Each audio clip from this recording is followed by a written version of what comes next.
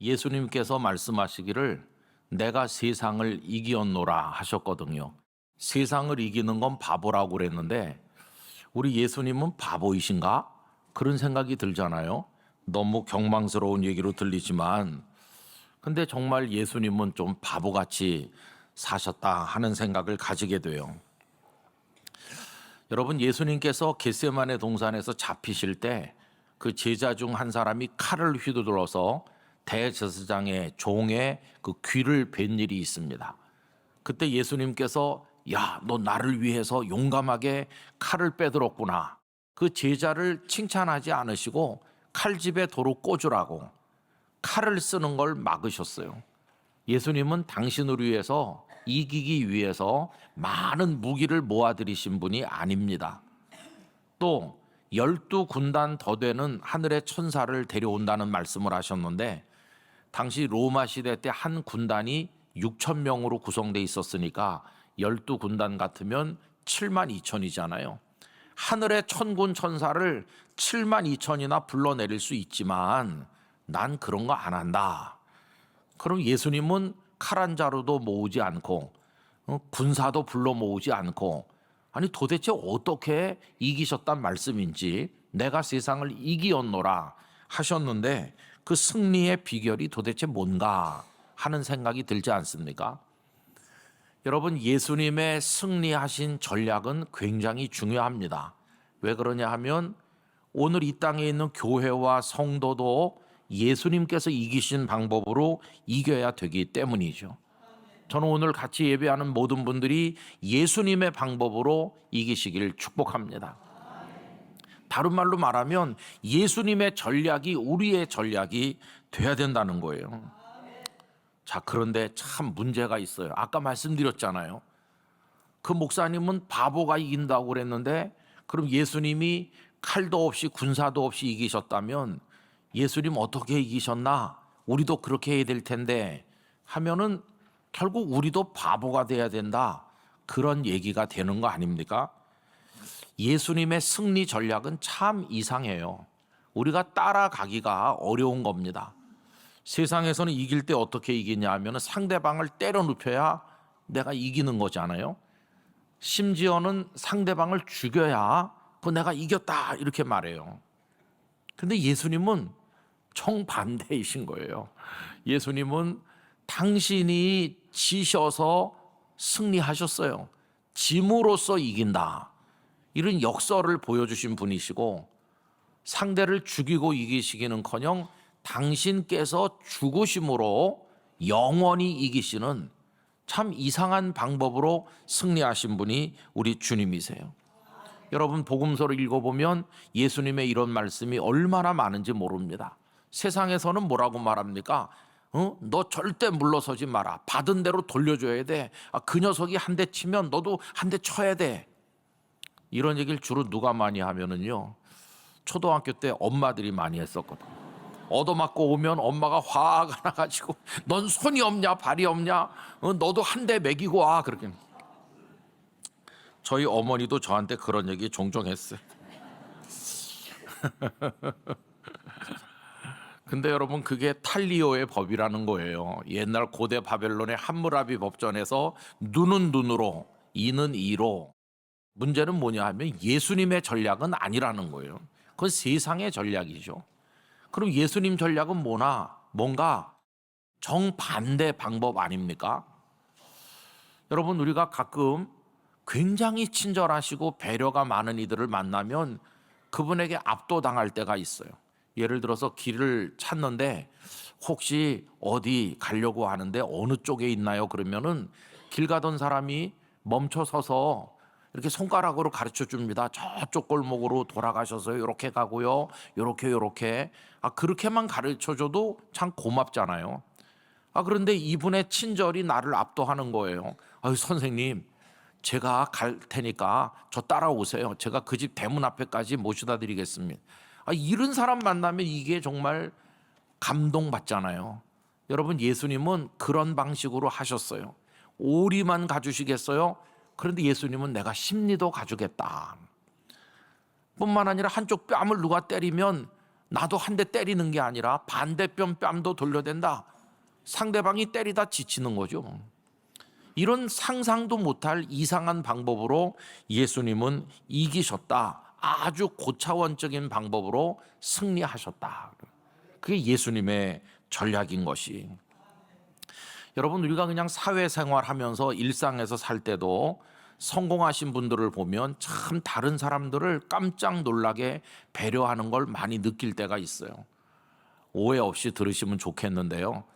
제가 여러 교회 다니면서 설교를 해보면 천층만층으로 다릅니다.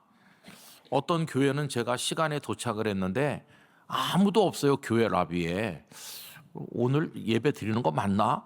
확인해 보면 맞는데 아무도 없는 거예요. 그러면 할 수 없이 그냥 거기 어디 장의자 같은 데 앉아서 기다리고 있으면 조금 있다가 전도사님인지 목사님인지 이렇게 오다가 벌써 오셨네요. 그러면서 당황하면서 저를 이렇게 안내하는 그런 이상한 교회도 있어요.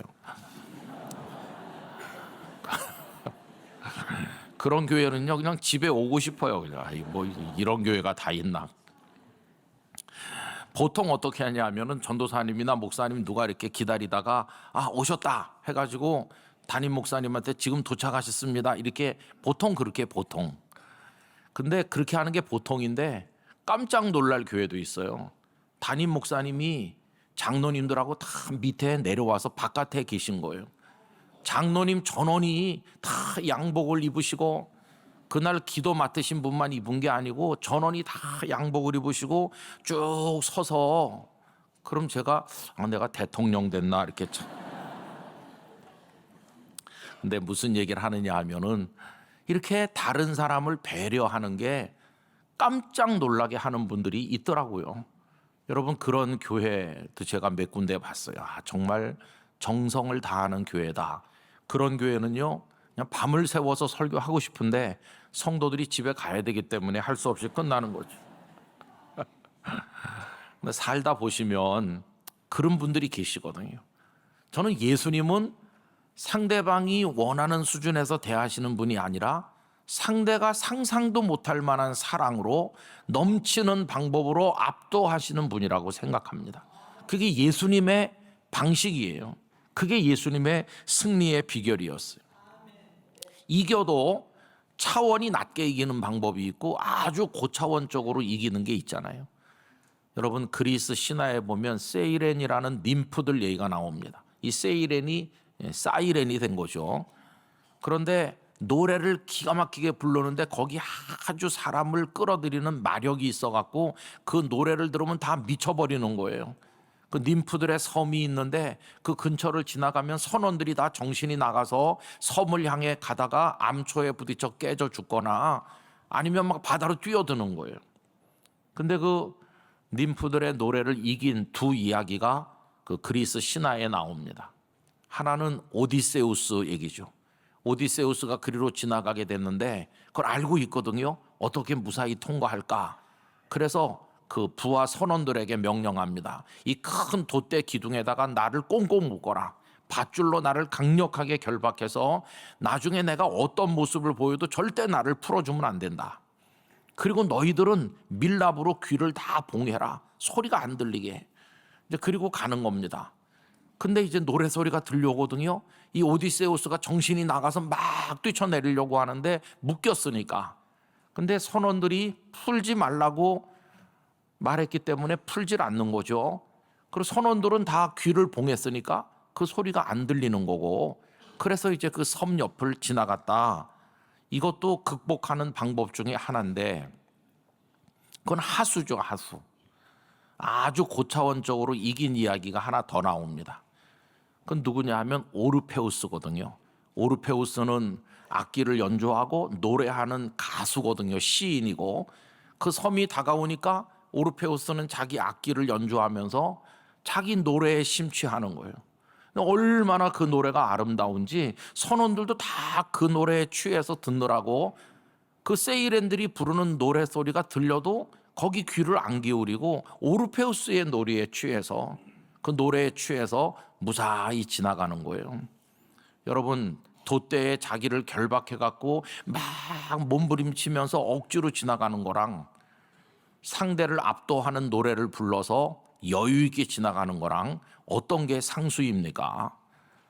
우리는 금방 그 답을 알 수 있어요. 여러분, 예수님은 그 당신의 적들과 그냥 같은 눈높이, 같은 키높이에서 티격태격하면서 이기시는 그런 분이 아니세요.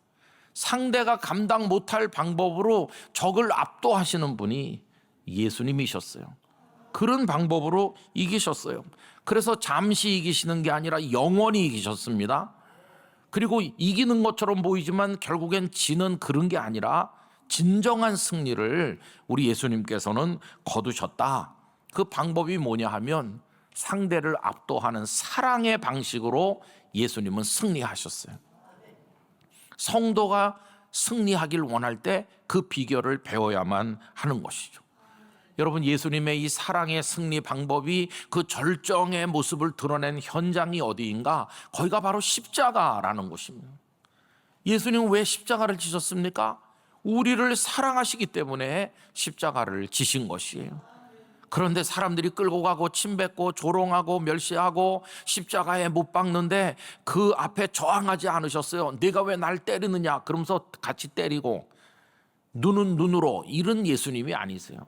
우리 예수님은 털 깎는 자 앞에 잠잠한 양같이 전혀 다른 방식으로 대응하셨어요.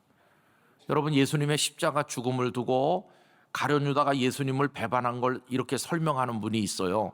유다가 은 30이 탐나서 배신한 게 아니라고. 그럼 왜 스승을 팔아넘겼나? 그것은 유다의 마음속에는 이 이스라엘 나라를 좀 재건하고 싶은 어떤 그런 애국적 동기가 강한데, 그래서 예수님의 능력을 좀 빌려보려고 그 제자가 된 건데, 도대체 예수님이 로마와 맞설 생각도 없고 헤롯의 왕가를 뒤집을 생각도 없고 가만히 계신 게 너무 답답해서 예수님을 막다른 죽음의 골목으로 몰고 가면 가만히 계시던 예수님도 죽음을 피하기 위해서 그때는 당신의 능력을 사용하실 것이고 그 적을 대결하실 것인데, 그때 우리가 일시에 봉기하면 로마도 뒤집을 수 있지 않겠나, 그런 정치적 기대를 가지고 예수님의 제자가 된 거다. 그래서 배신해서 팔아넘겨 주님을 행동하지 않으면 안 될 골목으로 몰고 간 거다. 이렇게 설명하는 분들도 있어요. 근데 여러분, 설령 유다의 배신의 배후에 그런 정치적 목적이 있다고 할지라도 성공할 수 있을까요? 성공할 수 없죠. 왜 그러냐 하면 예수님은 털 깎는 자 앞에 잠잠하신 분이니까. 그래서 그냥 끌려가셨고 얻어맞으시다가 십자가에 못 박혀 정말 맥없는 것처럼 어린 양처럼 죽으셨으니까 유다의 목적은 달성될 수 없었을 것이라 하는 것입니다. 여러분, 이처럼 예수님이 십자가에서 보여주신 그 이상한 방법, 그건 아무 힘도 없는 실패인가? 그렇지 않아요. 하나님의 아들답게 하신 것이고, 우리에게도 너희도 참 힘들고 이해가 안 되겠지만 이렇게만 한다면 너희도 하나님의 아들이 된다, 이렇게 가르쳐 주신 것입니다. 근데 여러분, 이런 말씀을 나누는 거는 참 부담돼요. 읽을 때도 부담되고 이렇게 예배 시간에 나누기도 부담이 돼요. 왜냐하면 상식하고 안 맞는 거니까, 현실하고 안 맞는 거니까. 아니, 좋은 말씀이긴 한데 어떻게 이런 말씀을 산상수훈해서 하셨을까? 근데 이런 딜레마는 우리만 가지는 게 아니고 우리 선배들도 많이 가졌습니다. 그래서 어떤 분은 이렇게 설명했어요. 예수님께서 이런 말씀을 하신 것은 그걸 지킬 걸 기대해서 하신 말씀이 아니고 오히려 깊은 좌절에 빠지게 하려고 하신 거다. 어떤 사람이 이거 읽으면서 이걸 어떻게 지켜? 나는 못하겠어 라고 포기하거나, 어떤 사람은 그래도 한번 나는 해보겠어 하고 현실 속에서 해봤는데 이게 끝까지 지키지 못할 때 두 손 두 발 다 드는 거죠. 아휴, 나는 이거 못해. 그런데 왜 예수님이 이런 말씀하셨지? 이거를 해야 하나님의 아들이 된다면 나는 하나님 아들이 못 되겠네. 그러면서 좌절한다는 겁니다. 하나님, 제가 해보려고 했는데 저는 도저히 불가능합니다. 그러면서 주저앉아 포기할 때 그때 말씀하신다는 거죠. 그래, 네 힘으로는 못하겠지. 네가 아무리 애써도 안 되는 거지. 그래도 포기하지 말아라. 길이 있어. 무슨 길이 있습니까? 십자가 보혈 앞으로 나와라. 네가 실패한 그 죄를 내가 다 씻어주면 너는 구원받을 수 있다. 그래서 사람들로 하여금 깊은 자기 자신의 무능함에 대해서 좌절을 느끼게 한 다음에 두 손 들고 십자가 앞에 나오도록 하려고 이 말씀을 주신 거라고 이렇게 설명하는 분이 있었어요. 또 어떤 분은 이 산상수훈에 이런 말씀을 두고 이렇게 설명했습니다. 평소 같으면 이거 도저히 못 지키는 말씀이다. 그런데 내일이 세상의 마지막 날이고 내일 구원받고 못 받는 게 오늘 이 말씀을 실천할 수 있는지 없는지에 달려 있다면 평소라면 못하겠지만 그런 조건이라면 할 수 있다. 오늘 내가 반대편 뺨을 한 대 더 얻어 맞아가지고 내일 구원받을 수 있다면 그거 못할 사람이 어디 있겠냐. 그러면서 비상 상황에서는 할 수 있다고 설명하는 분도 있었어요. 그럼 여러분 평소에는 그러면 못한다는 얘기 아닙니까? 그럼 예수님께서 제자들을 앞에 모아놓으시고 이 말씀 하실 때 애초부터 지킬 걸 기대하지 않고 말씀하셨거나 뭐 죽기 직전이나 돼야 한번 해볼까? 그런 생각으로 하신 말씀일까요? 그렇지는 않을 것입니다. 예수님께서 이런 말씀을 하실 때는 나를 따르는 제자라면 힘들고 어렵겠지만 내가 이기는 방법으로 너희도 이겨야 된다. 이대로 해라.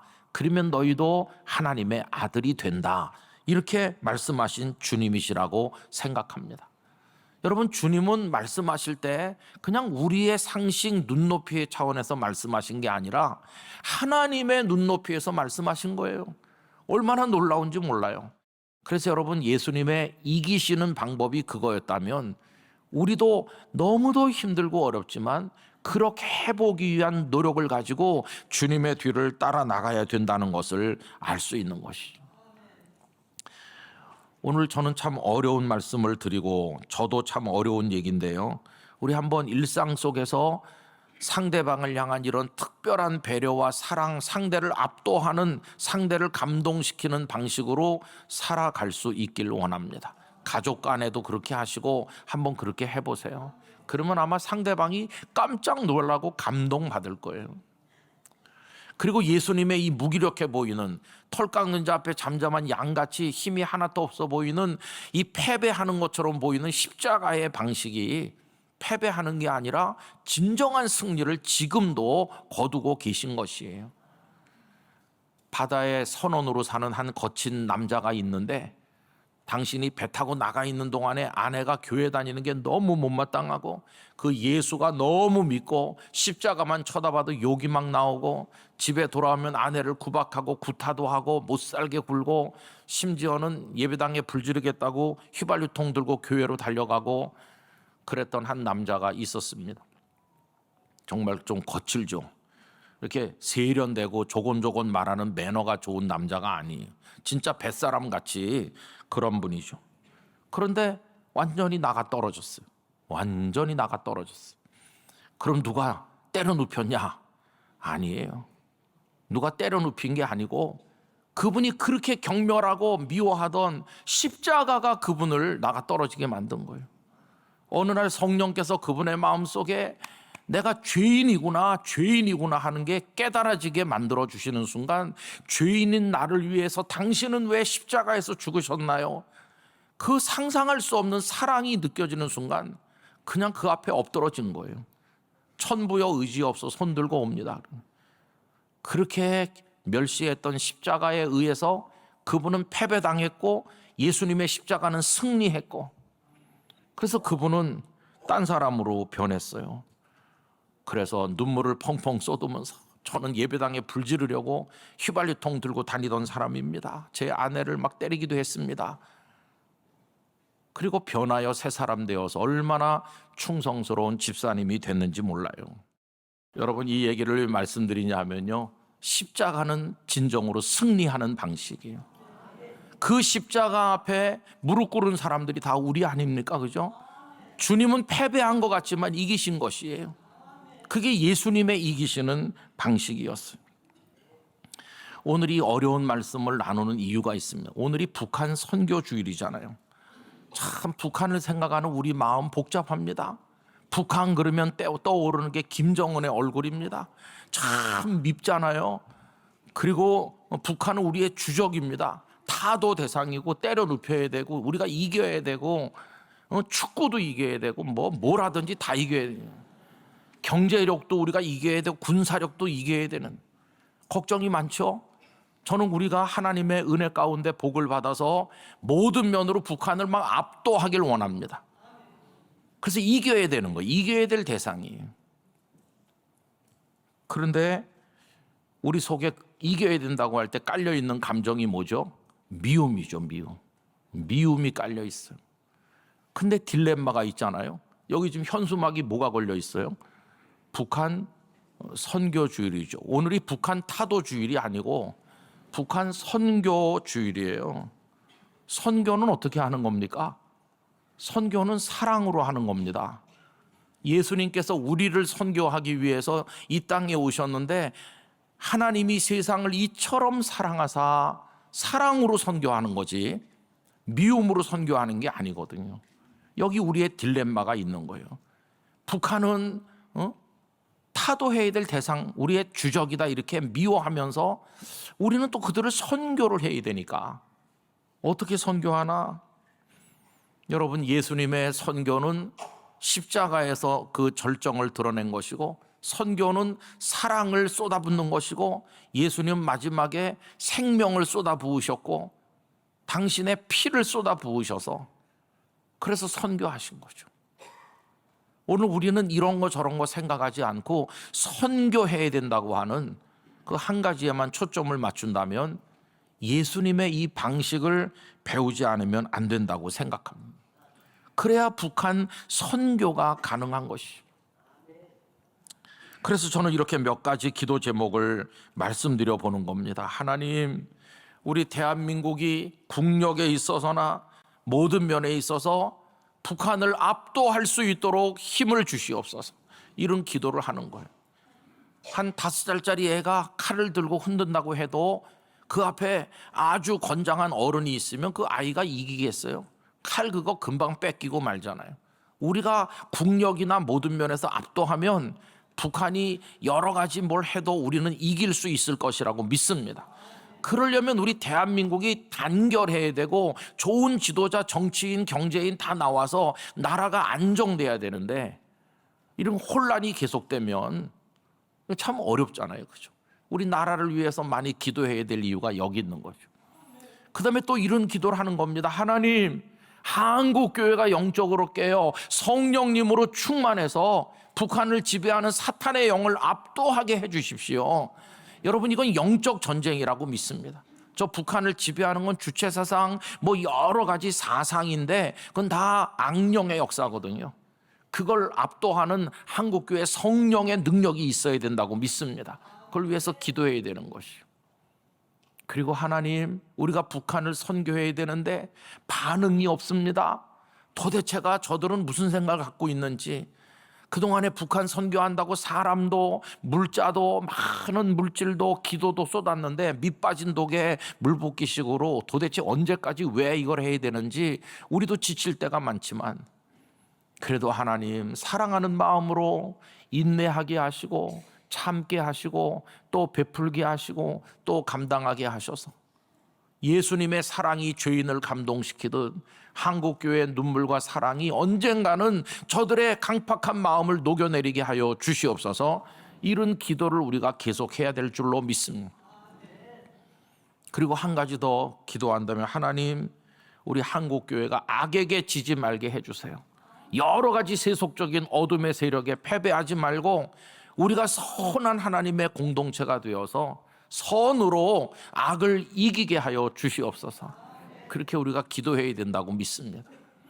그렇게 기도하고 꾸준히 화가 날 때도 많고 북한의 모습을 보면 우리 마음이 불편할 때도 많지만 예수님도 그렇게 하셨는데 더 견디면서 베풀고 기도하고 참고 이렇게 하면서 꾸준히 영락교회를 비롯한 한국교회가 하나님의 거룩한 뜻을 받들기 위해 애를 쓰면 어느 날 그날이 올 줄로 믿습니다.